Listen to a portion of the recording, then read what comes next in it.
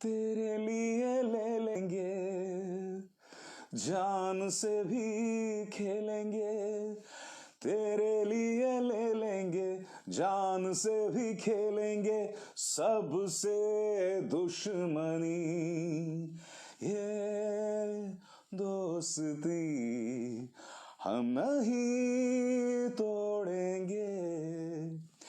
मगर खबर बहुत बड़ी आ रही है दोस्तों। जी हां, क्या प्रधानमंत्री नरेंद्र मोदी गौतम अडानी से कन्नी काट रहे हैं? और मैं ऐसा क्यों कह रहा हूं? क्योंकि आज उत्तर प्रदेश में इन्वेस्टर्स समिट था और इस इन्वेस्टर्स समिट में गौतम अडानी को पहुंचना था। गौतम अडानी नहीं पहुंचे। यहां हर कोई नजर आया, मुकेश अंबानी से लेकर टाटा ग्रुप से लेकर हर बड़े औद्योगिक समूह से लोग नजर आए, मगर गौतम अडानी, जिन्होंने उत्तर प्रदेश में वादा किया था कि 1.25 करोड़ रुपए लगाएंगे, वो गायब रहे। और ऐसा क्यों हुआ मैं आपको बताता हूं। ऐसा इसलिए हुआ क्योंकि राज्यसभा में जब प्रधानमंत्री नरेंद्र मोदी भाषण दे रहे थे, तब याद कीजिए किस तरह के नारे लगाए जा रहे थे। मोदी अडानी, मोदी अडानी। देखिए साहब किस तरह के नारे लगाए गए थे। Take your seats, honorable friends.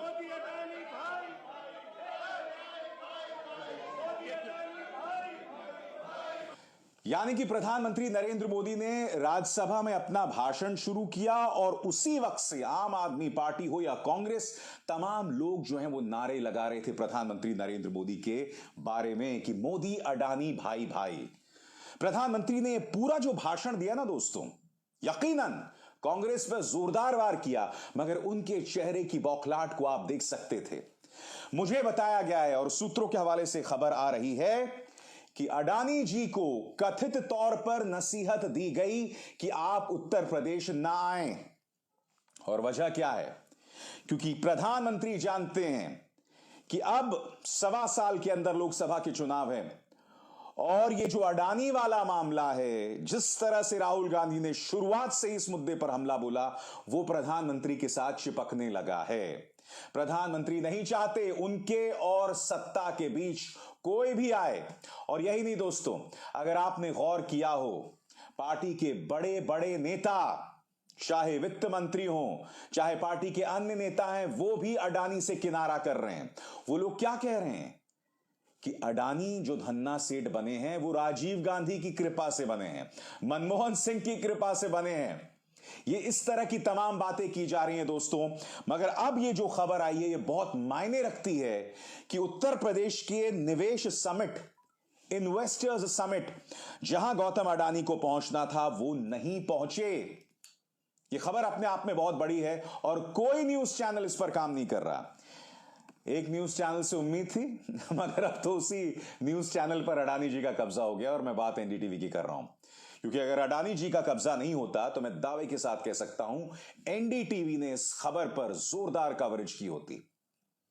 मगर मुद्दा क्या है, बहुत तफसील से मैं आपको बताने वाला हूं। कितना पेचीदा है वो मैं आपको पढ़ के सुना रहा हूं आपके स्क्रीन पर। अडानी समूह के मालिक गौतम अडानी को भी यूपी ग्लोबल इन्वेस्टर्स समिट में शामिल होने को आना था, मगर वो यहां नजर नहीं आए। दरअसल हिंडनबर्ग रिपोर्ट आने के बाद उनके कार्यक्रम में बदलाव बताया जा रहा है। मुंबई में हुए रोड शो के दौरान उन्होंने उत्तर प्रदेश में 1.25 करोड़ रुपए के निवेश की सहमति दी थी। आगे गौर कीजिए दोस्तों, यूपी ग्लोबल इन्वेस्टर्स समिट 2023 में रिलायंस कंपनी के मालिक मुकेश अंबानी समेत देश और दुनिया के तमाम बड़े बिजनेसमैन नजर आए, मगर लोगों की निगाहें गौतम अडानी को ढूंढती रही। कुछ समय पहले तक दुनिया के सबसे धनी लोगों की लिस्ट में ऊंचे पायदान पर रहने वाले अडानी इसके पहले यूपी इन्वेस्टर्स समिट के दौरान उत्तर प्रदेश आए थे। ग्लोबल इन्वेस्टर्स समिट के लिए मुंबई में हुए रोड शो में अडानी ने 1.25 करोड़ रुपए के निवेश की सहमति दी थी। हालांकि इसी के बाद हिंडनबर्ग रिपोर्ट आ गई। उत्तर प्रदेश सरकार ने अडानी को न्योता भेजा था, लेकिन उनके ग्रुप ने आने को लेकर कोई सहमति नहीं दी। और मैं आपको बतलाना चाहता हूं दोस्तों, इस समिट में कौन कौन लोग आए थे।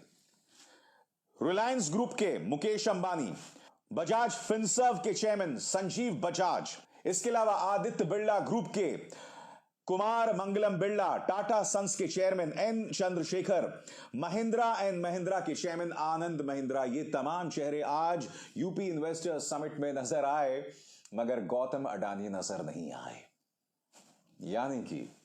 यानी कि प्रधानमंत्री नरेंद्र मोदी को अडानी मोदी भाई भाई का नारा बुरी तरह से चुभ गया दोस्तों, बुरी तरह से चुभ गया है। और मैं आपको यह भी बतला रहा हूं दोस्तों कि जिस तरह से प्रधानमंत्री नरेंद्र मोदी इस मुद्दे को लेकर घिरे हुए हैं, इस मौके का फायदा उत्तर प्रदेश की जो यूपी लॉबी है वो भी इस्तेमाल कर रही है प्रधानमंत्री के खिलाफ। याद कीजिए, smart meters, prepaid smart meters का जो कॉन्ट्रैक्ट था वो अडानी के पास था। करीब 25,000 करोड़ का ये कॉन्ट्रैक्ट था, वो उनसे छीन लिया गया दोस्तों। वो उनसे छीन लिया गया है एक ऐसे वक्त जब अडानी के मुद्दे पर कांग्रेस जो है वो प्रधानमंत्री नरेंद्र मोदी को घेर रही है। आप मुझे बताइए ना, क्या इस खबर पर मीडिया को चर्चा नहीं करनी चाहिए? ये ना भूलें कि यूपी इन्वेस्टर्स समिट में अडानी पहुंचे थे, मगर आज एक बड़ा world investors summit Uttar Pradesh में होता है दुनिया भर के इन्वेस्टर्स को बुलाने के लिए, मगर वहां अडानी नहीं पहुंचते। पिछले 2 दिनों से लोकसभा और राज्यसभा में क्या हो रहा है दोस्तों, आप इस बात को बखूबी जानते हैं। आप में से कई लोगों के जहन में एक सवाल होगा दोस्तों कि क्या अडानी का मुद्दा इतना गंभीर मुद्दा है कि वो प्रधानमंत्री नरेंद्र मोदी को 2024 के लोकसभा चुनावों में हरा सकती है? तो इसके लिए मेरे पास 2 जवाब हैं दोस्तों।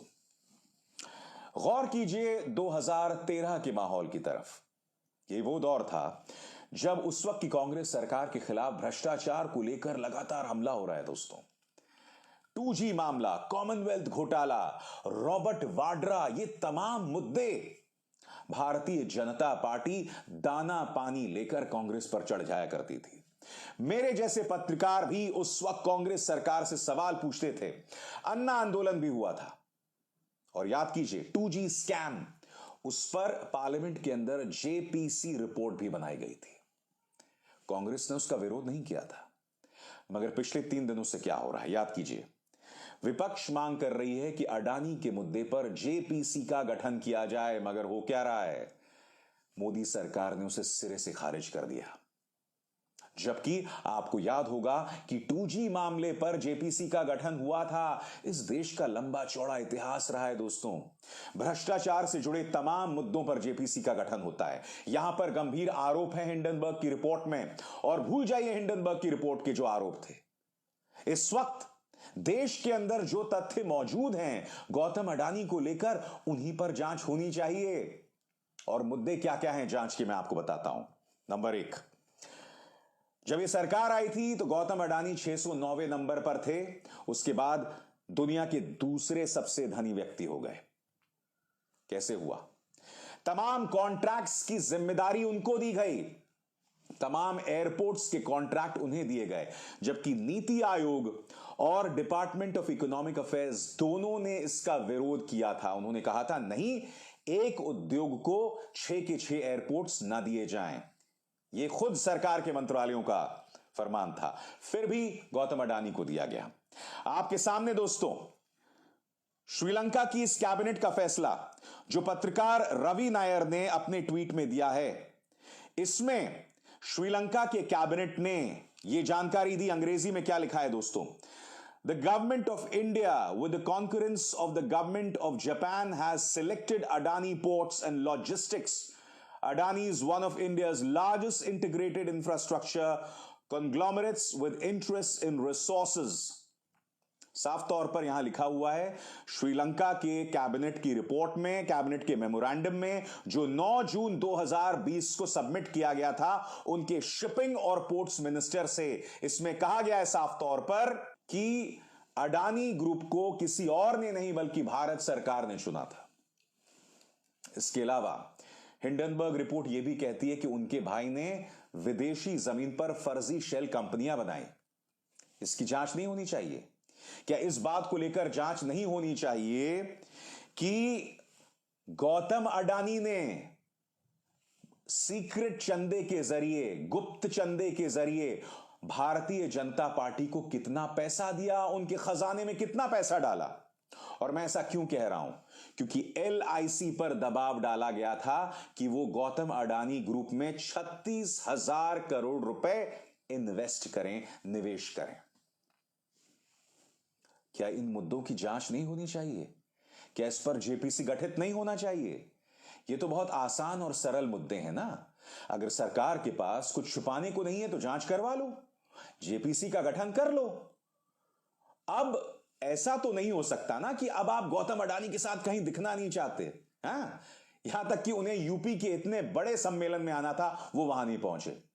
क्योंकि कल्पना कीजिए दोस्तों, प्रधानमंत्री नरेंद्र मोदी की लगातार आलोचना हो रही है गौतम अडानी को लेकर, और एक ही मंच पर प्रधानमंत्री भी दिखाई देते हैं, मुकेश अंबानी भी दिखाई देते हैं और गौतम अडानी भी दिखाई देते हैं। दोस्तों याद कीजिए, सबसे पहले प्रधानमंत्री को किसने घेरा था इस मुद्दे पर? यकीनन राहुल गांधी ने घेरा था। मगर आप जानते हैं, याद कीजिए हमारे किसानों का वो नारा, उन्होंने नारा दिया था कि प्रधानमंत्री नरेंद्र मोदी की 3 कमजोर नब्ज हैं, गौतम अडानी, मुकेश अंबानी और अनिल अंबानी। यह नारा किसी और ने नहीं, हमारे किसानों ने दिया था जब वो सिंघू और टीकरी बॉर्डर पर प्रदर्शन कर रहे थे। यानी कि किसानों ने और राहुल गांधी ने इस मुद्दे को पूरी गंभीरता के साथ, तत्परता के साथ रखा है, लगातार उठाया है दोस्तों। और यही है प्रधानमंत्री नरेंद्र मोदी की बौखलाहट की वजह। आप मुझसे सवाल पूछ रहे हैं कि क्या इसका असर लोकसभा के चुनावों पर पड़ेगा? तो इसका आसान और सरल सा जवाब है, अगर मीडिया इस सरकार को कटघरे में रखता, अगर मीडिया जनता के सामने हकीकत लेकर आता, तो यकीनन इसका असर चुनावों पर पड़ता।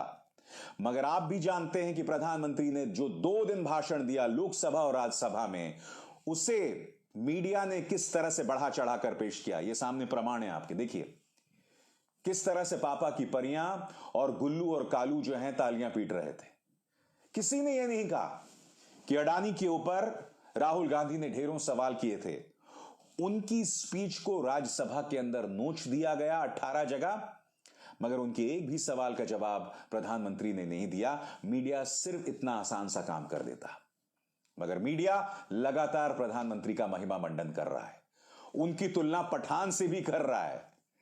तो यह सब हो रहा है दोस्तों। ऐसे में आप मुझे बताइए, आम जनता तक हकीकत कैसे पहुंचेगी, असली तस्वीर कैसे पहुंचेगी?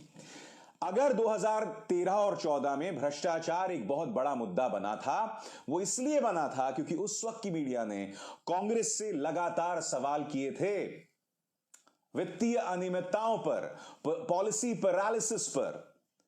उस वक्त कांग्रेस की सरकार ने पत्रकारों पर दबिश नहीं डाली थी, दबाव नहीं डाला था। उस वक्त आसानी से, आजादी से पत्रकार सवाल पूछते थे।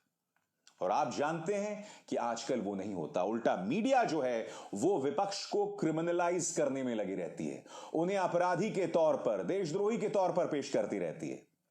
ऐसे में जब जनता तक असली तस्वीर ही नहीं पहुंचेगी, तो आप मुझे कृपया बताइए ये चुनावी मुद्दा कैसे बनेगा? क्योंकि आप तक हकीकत कौन पहुंचा रहा है? मेरे जैसे पत्रकार, ठीक है। हम कितने लोगों तक पहुंचते हैं? लाखों तक। मगर जो इनका प्रचार तंत्र है वो करोड़ों घरों तक पहुंचता है। व्हाट्सएप के जरिए, इनके मुख्य धारा के न्यूज चैनल्स के जरिए, जो करोड़ों घरों में मौजूद हैं। इसका अर्थ यह हुआ दोस्तों कि राहुल गांधी ये मुद्दे तो जरूर बना रहे हैं, मगर लोकसभा के दौरान सिर्फ अडानी मुद्दे से कांग्रेस को सत्ता हासिल नहीं होने वाली है।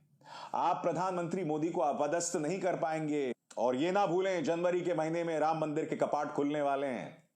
क्या आप कल्पना कर सकते हैं कि तमाम न्यूज चैनल्स में प्रधानमंत्री नरेंद्र मोदी का किस तरह से महिमा मंडन होगा? कल्पना कर सकते हैं आप? यही सब होने वाला है दोस्तों। प्रधानमंत्री नरेंद्र मोदी का महिमा मंडन, और उसकी शुरुआत पिछले 3 दिनों से हो गई है। प्रधानमंत्री की बौखलाहट, अडानी पर एक शब्द ना कहना, इस पर कोई चर्चा नहीं कर रहा है। आज की बड़ी खबर, आखिर क्या मजबूरी थी अडानी की कि वो यूपी बिजनेस इन्वेस्टर्स समिट में नहीं गए, जबकि उन्होंने कहा था कि वो 1.25 लाख करोड़ रुपए देंगे? क्या